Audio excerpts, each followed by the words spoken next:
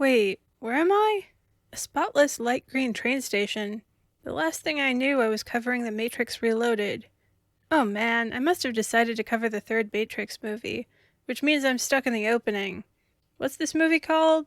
The Matrix Restarted? The Matrix Remodeled? The Matrix Re-energized? No, that's not right. The Matrix Robot Battle? That's good, but that's not it. The Matrix Rebooted? No. The Matrix Renovations? Any second now, that Pakistani guy is going to show up and start talking about how great his kid is. Today on Book vs. Movie, I'm covering the third Matrix movie, The Matrix Revolutions. The movie nobody wanted to watch again with me because it sucked. Oh boy, what can be said about this movie? I still remember the frustration of going to see the movie in the theater and watching Neo stuck in a train station listening to a speech about the nature of love. Where the first Matrix movie had Neo dodging bullets, and the second one had a fight scene on moving cars on a highway, the third one had nothing. No claim to greatness. I've been saying over the past few episodes that the Matrix movies were based largely on the books of the Dark is Rising series by Susan Cooper.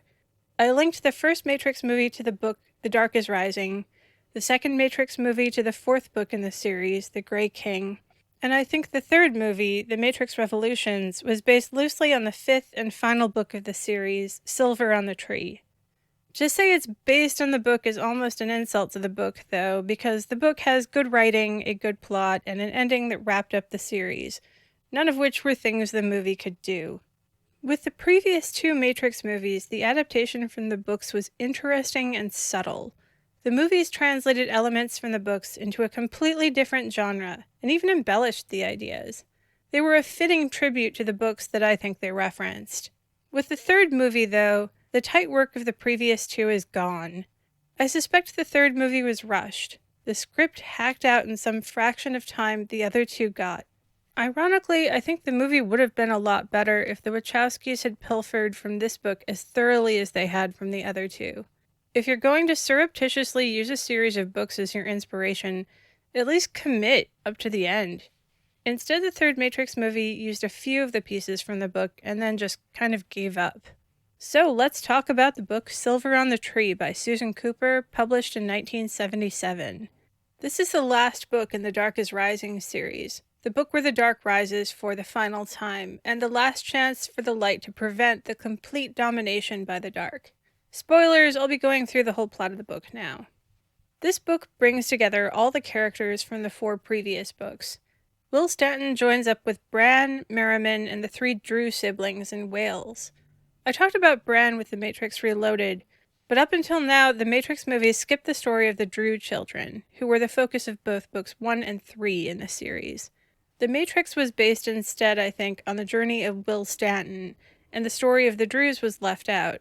In this movie, however, I think the Drews do figure in somewhat, with Niobe standing in for a young Jane Drew, and Kid as Jane's brother Simon. Trinity shadows Bran, and Morpheus again takes on the role of Merriman. The book begins in the bright, warm days of summer at Will's home in Buckinghamshire. Will is hanging out with his older brothers when they see a young immigrant Pakistani boy being bullied by some older boys, and Will and his brothers step in to help out. Later, Will and his brothers are doing yard work when the father of one of those bullies comes by to ask why the Stantons had dropped his son in the stream. Will's brother explains that the man's son had been harassing the young immigrant, and the father says, "You can't always believe these people." By these people, he means Indian and Pakistani immigrants in England. The Stantons all become angry, and the bully's father ends up driving off in a huff. Will is surprised by the venomous hatred from the boy's father. Will is then invited to spend his summer holiday with Bran in Wales, and Will senses that this is where the final rising of the dark will begin. His only clue about his next step is a single line from a poem, that the lady will come when the mountains sing. Will has not seen the lady, an immensely powerful figure of the light, since the end of the book The Dark is Rising, where she had faded away after using too much of her power. She is the only one who knows how they can get the crystal sword, which is the last item required to hold back the dark at the final rising. In Wales, Will meets up with Bran, Merriman, and the three Drew siblings, Jane, Simon, and Barney. Together they go on a hike, and they find the place in the mountains where the mountains echo their voices back. Will sings in his clear, bright voice, and it echoes back from the surrounding peaks. The lady appears and meets with Jane alone. The lady tells Jane where the crystal sword can be found, in a glass tower at the edge of the Lost Land. Then she fades again. The Dark attempts to attack Jane with the lake monster as soon as she has received the knowledge of the sword, but it is forced back by Bran. He banishes the monster with his own command of the high magic, above that even of the light or the dark. The Drew children find out that Bran is the son of King Arthur, and is the only one who can retrieve the crystal sword. Jane tells them what the lady said about having to go to the glass tower in the Lost Land to find the sword.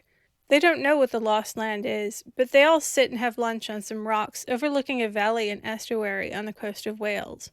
Bran tells them a story of how the coastline used to be much further out, kept back by a system of seawalls, and the rich land was held by King Gwithno Garanhir, until a tremendous storm destroyed the seawall and the land flooded. They all realize at the same time that this is the mythical Lost Land the lady told them about. And as they watch, the air turns bright, and Will and Bran are filled with joy. They watch the water receding below them in the estuary, revealing the towers and buildings of a city. The brightness in the air increases, becoming a road in the sky leading down to the uncovered city. Will and Bran step onto the shining path, and the Drews watch as they are taken down into the lost city that is now fully emerged. Then the light fades, and with it their vision of the city, and Will and Bran. The Drews are now alone on the top of the outcrop, looking at the estuary as it is in their own time. Jane, Simon, and Barney make their way down to the wharf in the town. On the way down they meet up with John Rowlands, the farmer Will has been staying with.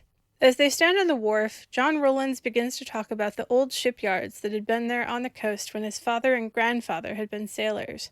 As he talks, suddenly the three Drews are back in that earlier time, standing with John Rowlands' ancestor Evan, on a day when news came of a ship that had sunk. Evan goes to the shipyard to confront the man they suspect of doing slipshod work on the construction of the ship, Caradog Lewis. Evan accuses Caradog, and in response Caradog attacks Rowlands.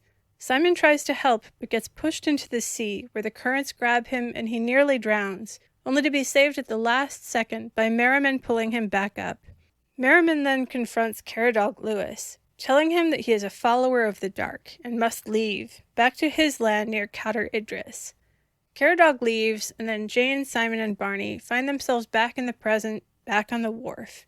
Merriman is there briefly, and tells them to be on the beach at dawn.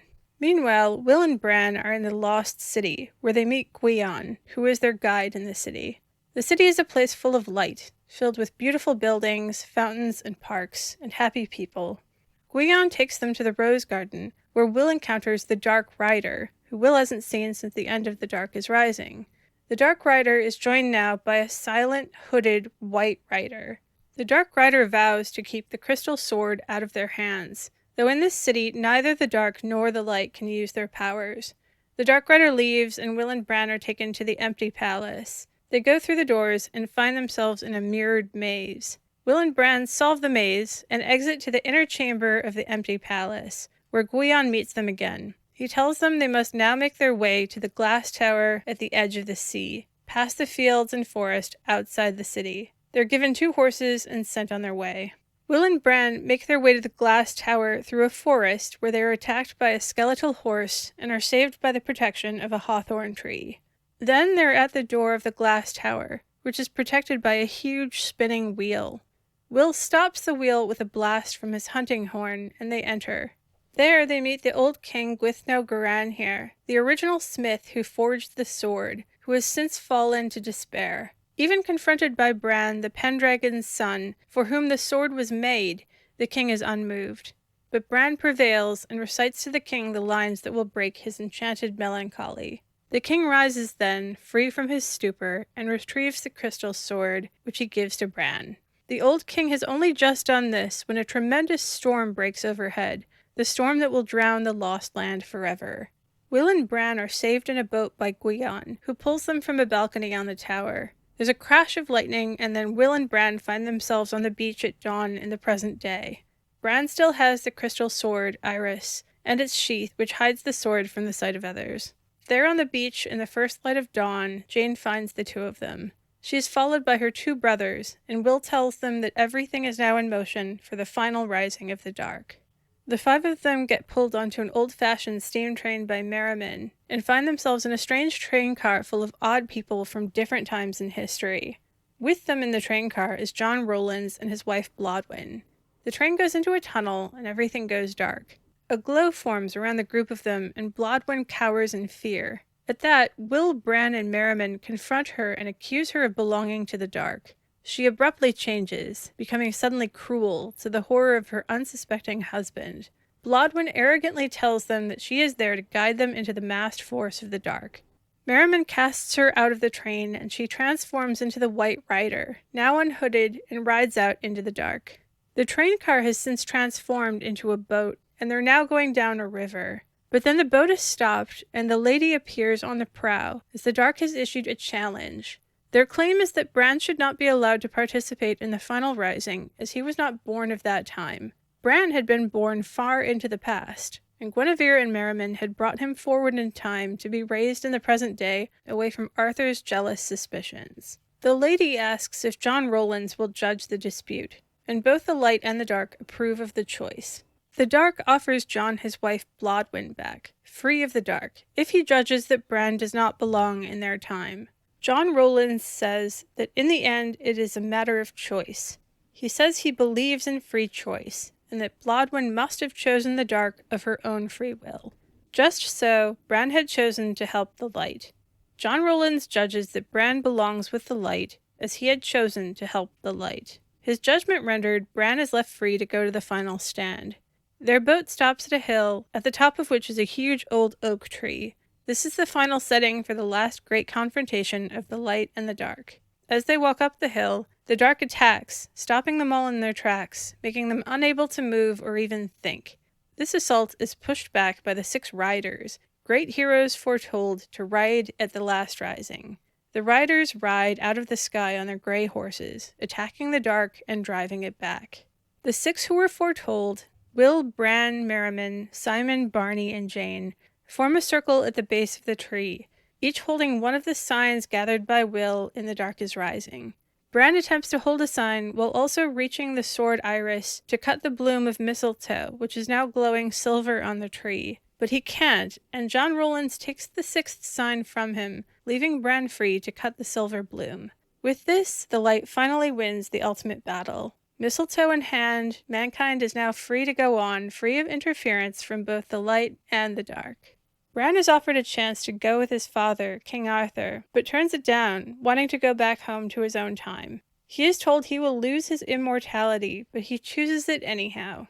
Merriman says goodbye to everyone, telling them that his own long tenure on Earth is at an end, and that he will go off with Arthur and the lady, who is revealed to have been Guinevere. He tells them that Earth is in the hands of mankind now, and that good will never lose to evil in the long run.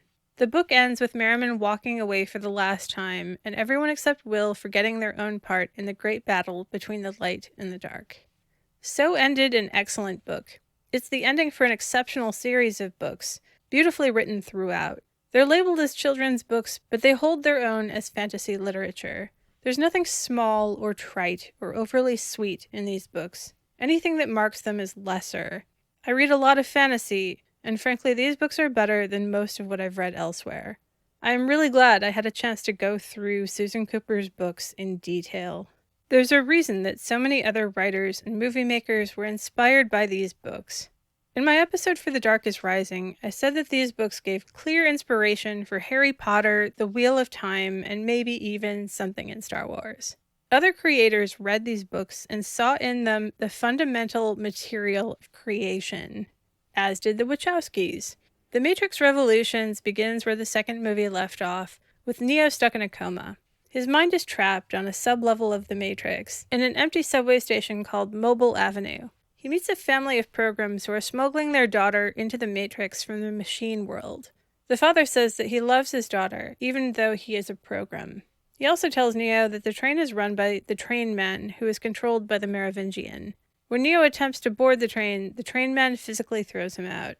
Trinity learns of Neo's captivity from the Oracle, and goes to the Merovingian to bargain for Neo's release. She ends up holding a gun to his head and demanding Neo, and the Merovingian gives him over. Neo exits into the Matrix and visits the Oracle, who tells him that the Smiths are bent on taking over the Matrix and destroying everything and everyone. She also tells Neo that the only salvation for any of them involves Neo going to the source, to the machine city that he has seen in visions. Just after Neo leaves, the Smiths show up and assimilate the Oracle, acquiring her powers of foretelling. Meanwhile, Bane has also woken up from his coma, with Smiths secretly downloaded inside of him. Bane attacks the Doctor and stows away on the ship Neo plans to use to go to the source. Niobe and Morpheus take the other ship and head back to Zion to try and help defend the city from the upcoming attack of the machines. Neo and Trinity take Niobe's ship. When the ship won't start, Trinity goes down to check why, and is attacked by Bane, who has disabled the ship. Neo comes down when Trinity yells and is confronted by Bane holding Trinity. Neo gives up his gun and Trinity is let go. Bane reveals to Neo that he is actually Smith. The two fight, and Bane ends up blinding Neo with a live electrical cable. Bane swings to bash Neo's head in when Neo abruptly ducks and catches Bane's arm, telling Bane that he can see him. Neo can see Agent Smith in a vision of flames and kills Bane. Neo releases Trinity and they go off towards the machine city. Meanwhile, Zion is preparing for an attack from the machines that are drilling down towards their city. Their defense is focused on keeping the machines in the shipyard, keeping them from getting further down into the rest of the city. Their troop of mech fighters fight through a huge wave of sentinels, invading the dock. Their troops are almost overwhelmed when Niobe's ship comes in at the last second and blasts an EMP, taking out the whole wave of sentinels. It also takes out all of their own mech suits, and they have to abandon the dock and fall back inside their tunnels. Back on Neo's ship, he and Trinity reach the surface and go towards Machine City. Neo sees the surface and the city in glowing flames and tells Trinity where to go, following power lines towards the mountains. Their ship is attacked and they go above the clouds to lose their attackers, but the ship stalls and they crash into a tower on their way down. Neo crawls over to Trinity, who has been impaled in the crash, and he tells her the city is incredible, like a city made of light. He then realizes that she is dying, and Trinity tells him how much she loves him. They share one last kiss, and then she dies. Neo climbs out of the ship and emerges into Machine City. When he walks, he sees his footsteps on a glowing path, and the city around him glows golden. He emerges onto a balcony, where he meets a huge machine. Neo tells the machine that Smith is out of control, and will soon attack the machines themselves. Neo says he can stop Smith, in exchange for peace between humans and the machines. Neo is plugged back into the Matrix, where he sees that Smith has absorbed everyone. There are lines of Smiths waiting for him, prepared to watch a battle between a single Smith, the one who absorbed the Oracle, and Neo. Oracle Smith tells Neo that he has foreseen this battle, and has seen himself winning it. They fight, but are evenly matched. Smith asks Neo why he still fights when the end is known, and Neo says, "Because I choose to." Neo then allows Smith to absorb him, and in doing so gives the machine ruler the opportunity to blast Smith through Neo, using him as a conduit. The Smiths are destroyed, and the Matrix goes back to normal. The robots take Neo's body away.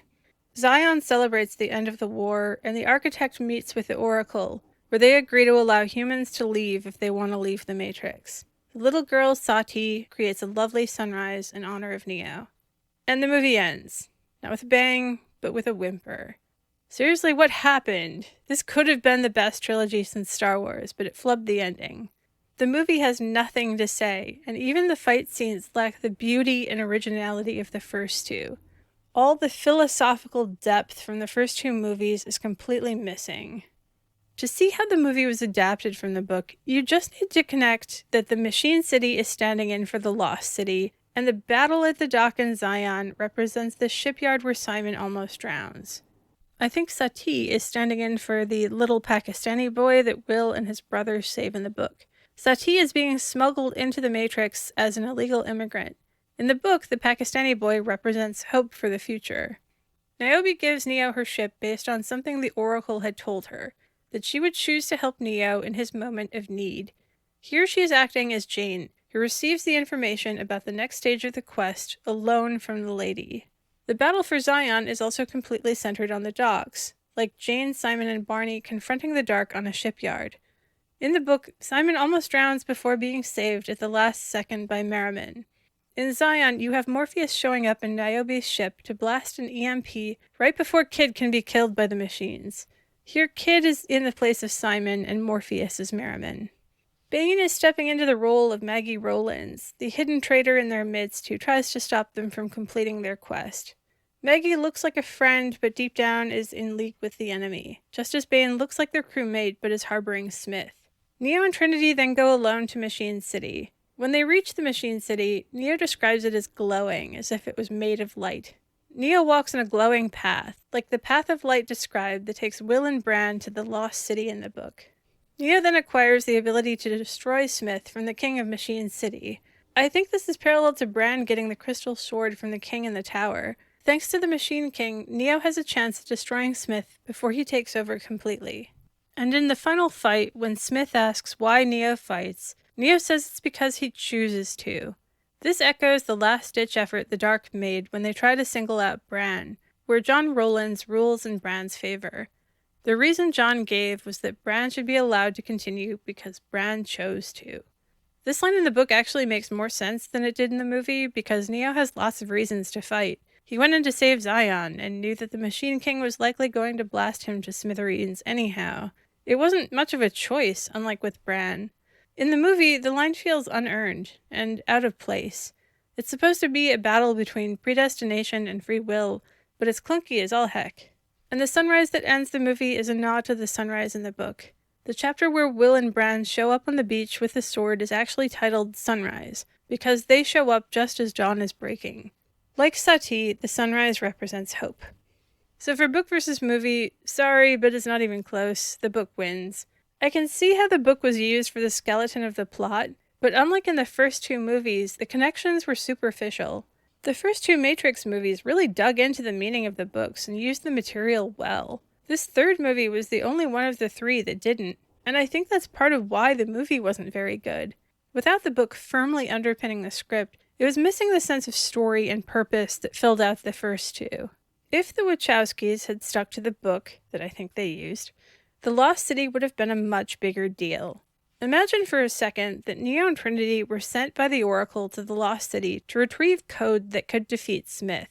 The Lost City could have been beautiful, some sort of paradise, like an older version of the Matrix, where the machines decided to save a couple of important people as backups. There, in this second, smaller version of the Matrix, they would be allowed to live on. If you think about who the King in the Tower would be, the obvious answer is whoever created the Matrix itself. The guy who originally made the Architect and the Oracle. Someone originally programmed these guys, and the machines would keep that person around forever, since he's sort of like their god. He would literally be the source of the Matrix. He could also be half mad, kept alive in this tower indefinitely, until Neo comes to ask him for the code that would defeat Smith. I actually thought it'd be kind of cool if the guy was played by Hugo Weaving, and looked like Smith. That Smith had patterned himself after the original creator in a bit of hubris.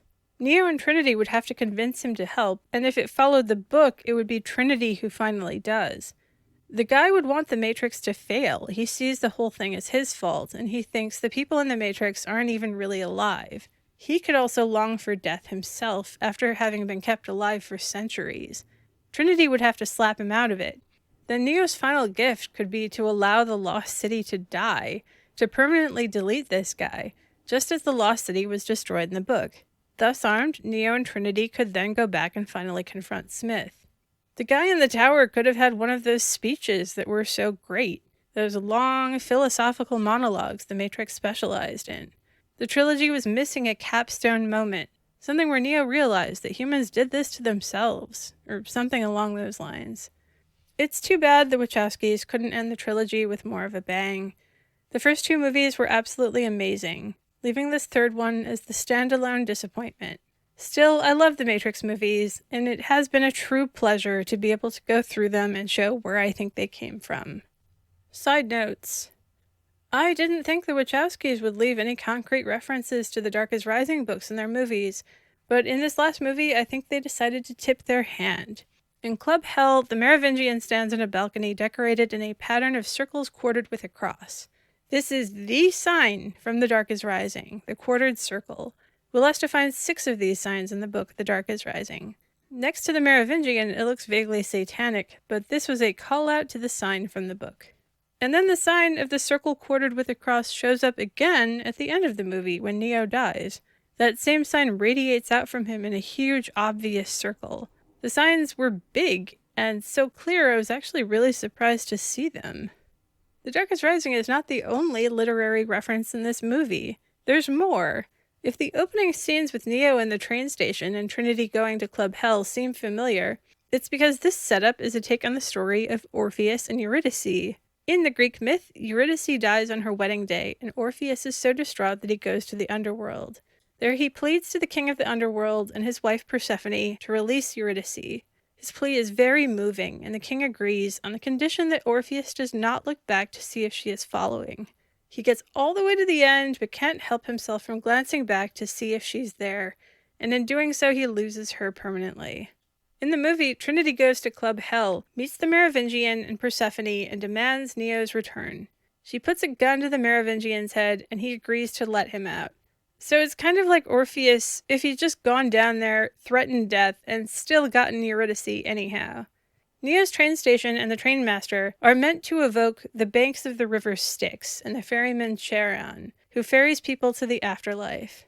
Why is a Greek myth dropped in here? No idea. It's not even a good take on the myth, as it's missing the moral of the story. Trinity had no condition laid on her. She didn't even have to argue her case. She could have appealed to the Merovingian's love for Persephone, which would have at least paid a bit of homage to Ovid's telling of the story. In the movie, Persephone argues the case that Trinity is doing it for love. But why? The Merovingian is most likely immortal, which means that the scene is weak. Additionally, The Matrix Revolutions also jams in elements from the book Dune Messiah, the sequel to Frank Herbert's Dune. I've talked about The Matrix's connection to Dune in my previous episodes, namely that everything related to Neo's ability to see code traces its roots back to the book Dune. In the sequel to Dune, Dune Messiah, Paul is blinded by a nuclear bomb, but he's still able to see thanks to his perception of possible futures. In this movie, Neo is blinded by Smith, but can still see machines in glowing flames. Neo's ability to see machines after being blinded seems like a pretty direct translation from what happened with Paul. Likewise, Trinity dying seems like it happens because Paul's great love Chani dies in childbirth in Dune Messiah, right before Paul gives himself up to the desert and disappears and is assumed dead. Paul doesn't even die in Dune Messiah. He pops back up in the next book. Neo dies because they were trying to wedge a Jesus moment into the story. None of the other heroes referenced died. Will didn't. Paul didn't. Just poor Neo. In a different note, if you were listening to the description of the crystal sword in the tower and thinking, "Crystal sword? That's Kalendor." Robert Jordan clearly loved the Dark is Rising books, and a lot of elements in his Wheel of Time series clearly originated here. I hope to cover the Wheel of Time at some point in the future where I can go into Robert Jordan's references in more detail, because he cast a very wide net to construct his series. Next up, I'm going to cover the most recent Matrix movie, The Matrix Resurrections, the movie that showed that however bad the third one was, the fourth one could still do worse. This is Rose with Rose-Colored Movies. Thanks for listening. Why, audience? Why are you still here? Is it boredom or autoplay? Do you think you're listening for something? Can you tell me what it is? Do you even know? Is it beauty or truth? Perhaps ennui? Could it be entertainment? Illusions, audience. Vagaries of perception.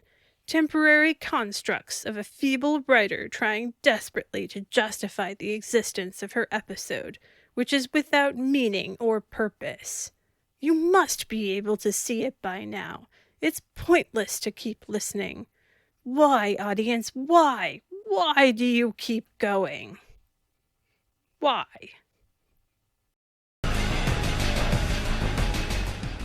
What is